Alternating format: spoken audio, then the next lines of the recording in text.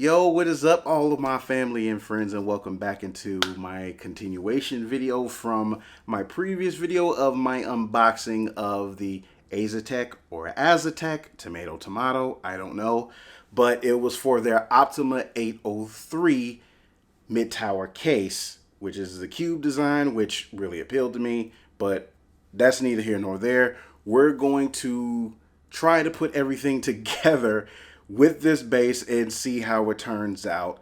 And this, honestly, for the past 2.5 months, this has been my impromptu quarantine project. Now, I say impromptu because, well, long story short, my laptop that I was using for the last 4.5 years or so, well, it tapped out on me. And before we move on to our next build, I just want to take a second to say farewell to my MSI GT72 VR Dominator Pro, which has served me well all this time with the broadcast, the streaming, and the editing and all that stuff. But such is life. You have to move on and put what you used to work for you out to pasture sometimes in order to bring in something new. So before I jump into the initial build, I'm going to do a quick breakdown of all of my core components for my build. The extra stuff like the monitor and things like that, I'll talk about that secondary once it's all said and done.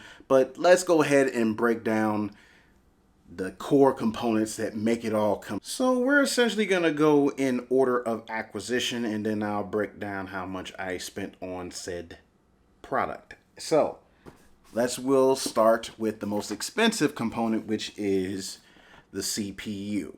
Now, I've been going back and forth between the Intel and the AMD processors, and a lot of people have been abuzz by the AMD processors, so I figured, like, you know what? I've been using Intel for all this time. Let's try and see what I can get with the AMD. And I came across a Ryzen 9, and if I remember correctly, this was a 3900X, and I scored this one for about $400 even. This was brand new. I bought it from somebody secondhand. Technically, it's not secondhand if it's not open because it's still brand new, but granted, the thing is, I bought it from somebody for $400, and yep, that's acquisition number one. You guys already know about the case, so I'm not going to go through all that again, but that was the second thing I acquired once I got my CPU. But moving on, I digress. The second thing is the motherboard, and I decided to get the Asus TUF X570 Plus, which has Wi-Fi capabilities. I scored this one for about $136 if I remember correctly. I bought this brand new. Technically it's refurbished if we want to be technical about it, but yeah, I got it from Amazon warehouse and got it for a discounted price. I think I got this for about like $136. So that's acquisition number 3, I want to say, give or take. Next on the menu is memory. So I decided to kind of get something similar to how my laptop was built. So I got me a Crucial 250 gig M2 SSD? Yeah, solid state drive, SSD. So this is what I'm going to be installing my OS on. And then I scored this bad boy. This one set me back about $260. And this is a 2 gigabyte Samsung 860 QVO, whatever.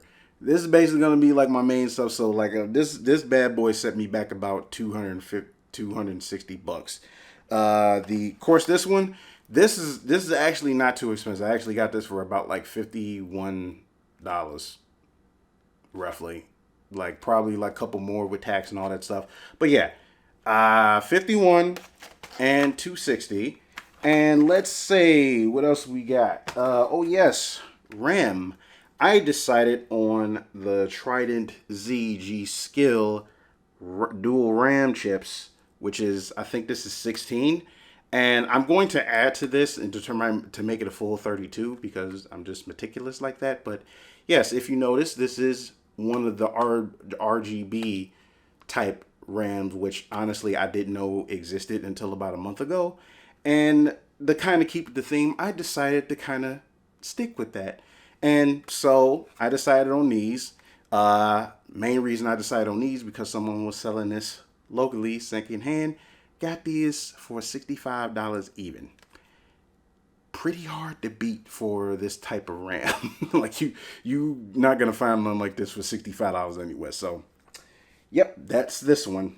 That takes care of the memory portion, so to speak. Now next is the GPU. And while this was not the initial model that I wanted to get, I was stuck between trying to get one of the RTXs, preferably I think I was trying to look for the 2070 Super if I could, but in the off chance I couldn't find a 2070 Super, I was going to get the Radeon 5700 XT, which I think is equivalent to the regular 2070, which is really not bad. This one I also got secondhand. Apparently it was barely used. I got this from somebody for $350, and I think these usually go around $370, $380-ish, depending on which one you want. And I initially wanted to go with a model that has more fans, but this was like one of the basic builds. But it has mostly good reviews, so I can't really complain about it too much. So either way, yeah, this came out to about $350, and for the most part, I was happy with that. So I ain't tripping too much. And roughly lastly, we have the CPU cooler, which is an all-in-one liquid cooler, the Master Liquid ML240R, also RGB, again sticking with the theme. So also scored this from somebody brand new. It was basically open box, never been touched. Everything is kind of still in plastic here. Bought this also straight from somebody, $80. So I think I saved roughly maybe $30 or $40, because from what I've seen, these usually go from anywhere between like $115 up to $130 from what I've seen. So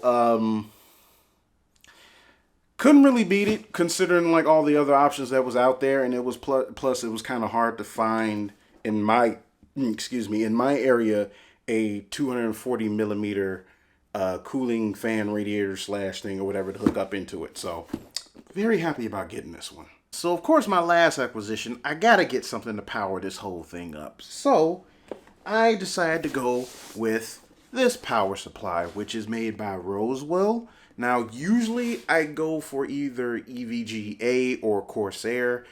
Those have been pretty reliable power supplies, but I went with this one for two reasons. One, it was being sold for very, very cheap, and I couldn't pass up on it. Two, it was reviewed pretty well just about everywhere that I've looked it up. So this one is, I believe, Quark Series, 850 watts, and it is 80 plus platinum. So for $65, I really couldn't go wrong. So yeah, that's my acquisition for my core components. So let's go ahead and put this whole thing together, and we'll see how we turn out. And I'll go over my extra peripherals and all that afterwards. So let's do it.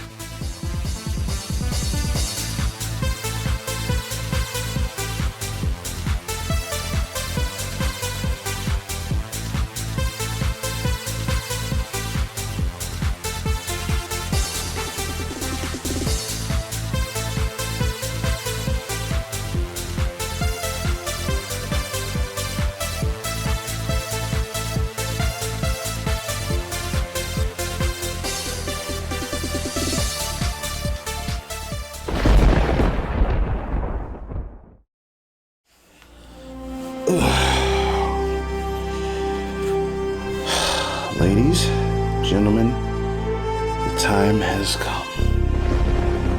I'm Dello from the Bifrost.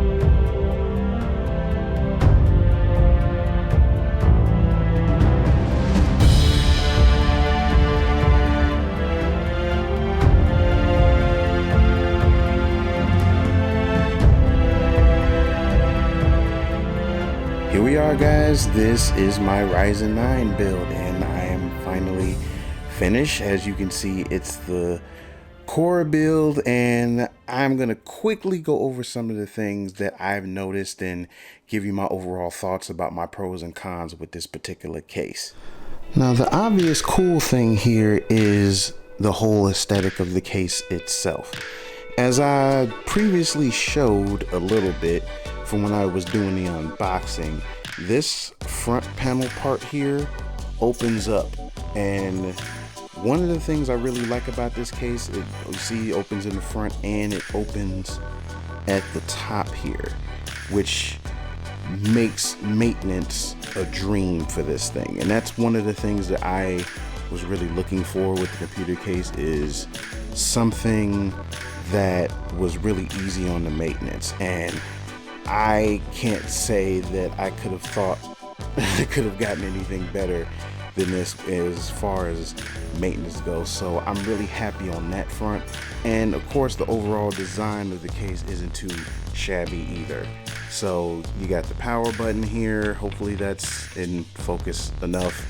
And the fiberglass look, it's nice. Obviously it's really open, so there's a lot of ventilation when it comes to this stuff. So I'm really happy about that. Of course, this is the back side of the build. It's really not a whole lot to see. You can actually see the lights from the power supply running, and if you can pretty much already guess, it's essentially party in the front and all business in the back. So with this, even with the fiberglass, it's tinted, so you can't really see like all the wires and stuff. And I feel like I've done pretty good with the wire management. So I'm overall happy with this case. And of course, I don't have any of the peripherals hooked up right now. I just wanted you guys to like to take a look at the core build and see how it operates from this side. And right back here is where the RGB controller from Master Cooler, Cooler Master? No, it's Cooler Master, my bad. So I have the cooler right here mounted on the back, which gives it easy access, so I don't have to keep opening it up. So obviously I can go here and press stuff, change it. You know, it's easy access to change the colors and all of that. And you see how that works out for me, which is pretty awesome. Now, the only real issue that I have with this case is the fact that the case does not have a built-in front panel for USB. So with the way this case is shaped for the motherboard, the rear I/O, which you see here, essentially acts as the front panel because of the way you put the motherboard in. So anything that would normally be in the back is right here up front. Hopefully you get a better look at that. Hold on. Hopefully I can get the light over here a little bit so you can see. Yeah, there you go. So everything is essentially right up top. So if you ever consider getting this case, make sure that you get an extra PCI USB card for additional USB, because you're essentially plugging everything up from the top. And if you're going for display ports, I recommend finding a 90-degree cable, so you'll be able to run the cables out of the side there, because you see, like right there, I have my Ethernet cable hooked in right there, and it just goes off on the side. That way I can close the flap down. I can close it down flat, and it still looks nice. It just runs off on the side depending on how your setup is, and you're all good to go. Yeah, one of the other downsides is the fingerprints on the glass, which will happen depending on how you move it. So I would definitely have a fiber cloth on standby. So yeah, guys, that's my overall build, and so far I'm happy with it. Would I have spent as much as I did for this case? I probably would have liked to have spent a little bit less, considering there's certain features missing, but you're essentially paying for aesthetic, and Me being a sucker for aesthetic and the convenience and the maintenance and all of that, I don't have buyer remorse. I'm actually really happy with the final product here. So as far as my extra components where I can actually operate my core build and all of that, first thing was the monitor. And this thing is incredibly huge, so it was actually easier instead of just hauling the whole monitor and putting it up to like, the thing is, I don't trust myself as far as just holding expensive technology, so I'm going to leave it over there on the table and just show you the box. And it is the AOC was it CQ27G1. So I've done a lot of research and constantly trying to figure out what kind of monitor I wanted, and I pretty much decided to go for one of the 2K curved ones. Because for one, I've had curved TVs before, so to actually have like a curved monitor where I can game on or whatever, I really enjoy like the curved immersion. So, and depending on how my setup will be in the future, I may get a second one and kind of have just like a whole, thing with it or whatever. Because I believe the way they have the curvature, like it's more or less. Well, no, I think they actually did build it for it to have a multi-monitor thing if you wanted to go that and just kind of have like a whole dome situation with your hookup. So, just in case I ever want to do that in the future, hey, safe bet. So for my next peripheral would be the keyboard, which I believe it says it's made by... Yeah, I'm going to have to pause it right here. I actually made a last minute change with the keyboard as the one that I got. I really wasn't happy with the look and the feel of it, so I wound up returning it, and I wound up getting a Corsair K95 Platinum one instead, which I'm kind of glad that I did. I had to shell out a little bit more money. However, I got this secondhand in really good condition for $80, and I know that this keyboard typically goes for at least twice that, but yeah. But back to our regularly scheduled overview. So now thinking about it, it's a little weird and anticlimactic that I would leave the mouse for last, but I did manage to score a Corsair M65 Pro Rgb Gaming Mouse. Now, I managed to get this one secondhand for $25, which is the main reason why I got this one. And it wasn't expensive, so I figured like, hey, what the hey, I'll grab it.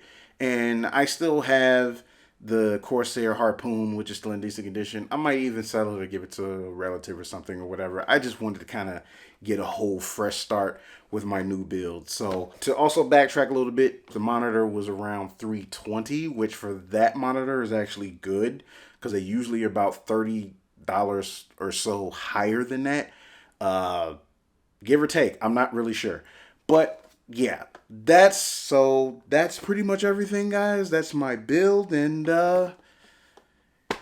yes, I'm back in the game. Guys, go ahead and like, subscribe, all that great stuff that will help me out, and I very much look forward to interacting with all of you during this crazy time and seeing how you guys are doing in life and stuff like that, because I'm nosy. So but you guys take care, stay safe, keep following my advice to go nerd but nerd responsibly. This is your boy Fallen Marvel Family. I am out.